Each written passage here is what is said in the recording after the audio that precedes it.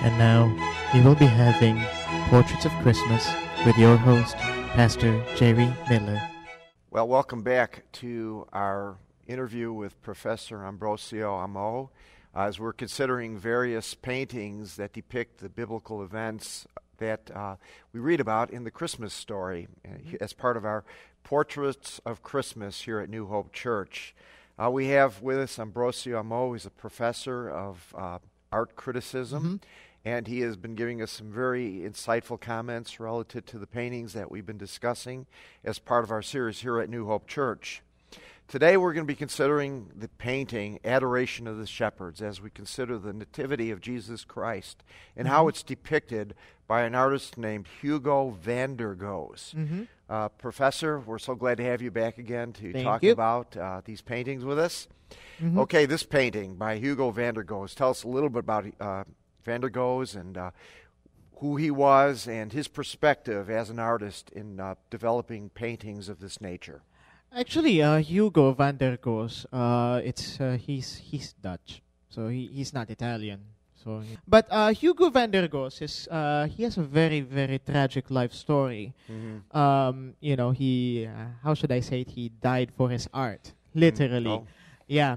He's Dutch, and he's actually he's known for one painting. It's called the triptych, the Pontieri triptych. So it's I don't know how you pronounce it really in Dutch or anything, or if it's even Dutch. But it's a series of 3 paintings depicting the life of John the Baptist. That's the painting that he's known for.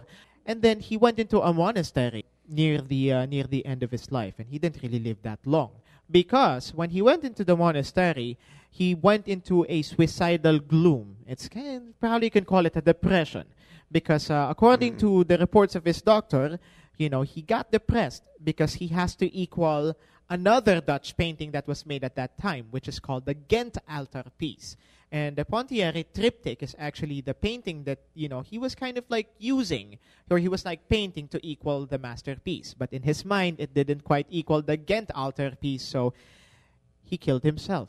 Well, let's talk a little bit about this painting. Now, when I look at this is really a very, very, very busy painting. There's a lot of details going on in there. Some of which you probably would be able to associate with the nativity scene that's depicted in the Christmas story. You have Jesus, Mary, and Joseph. You have shepherds in there. You have angels in there, and all of that kind of may go along with what we read in the Scripture. But then you see some things that are a little bit unusual. For example, these 2 guys at the bottom. It almost looks like they're sneaking out. Kind of explain what's going on there with these 2 guys. Actually, those guys aren't the shepherds or anything like that. They're probably, they're just like boys, little boys who just, took a peek and then, that's it. And then they just were like going away. Well, that's an interesting thought because that obviously maybe captures the essence of the way some people approach Christianity in the Christmas story, with curiosity, but when they don't like what they see, they get out of there. They get out of there, exactly. Yeah. It's like, Christmas Christians, you only go there because you think, there's going to be good music, there's going to be like, great sermon and all that, but then you don't come back to church for, 364 days. And so then, after Christmas, you're out of there. Yeah. Okay, now the other thing that's very interesting, if you look very closely there on the right of the scene where Jesus, Mary, and Joseph are, it almost looks like there's a person who is a witch wearing a kind of a pointed witch hat. Now, tell me now, what's that doing in there? A lot of other art critics think that the witches are there just to kind of like symbolize that, even sinners can approach God. So, witches, they're being burned at the stake at that time, but, they're in a picture like this. They're in a holy picture, if you may allow. So it kind of like shows you, how open Christ is really to people.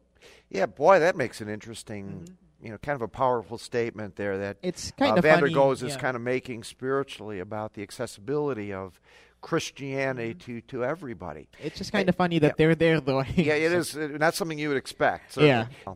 Well, that's very interesting. Well, thank you very much, Professor. You've given us some very good insights regarding Van der Goes' interpretation of this particular event. So we really appreciate this and look forward to your additional comments on some of the events in the next few weeks. Thank you.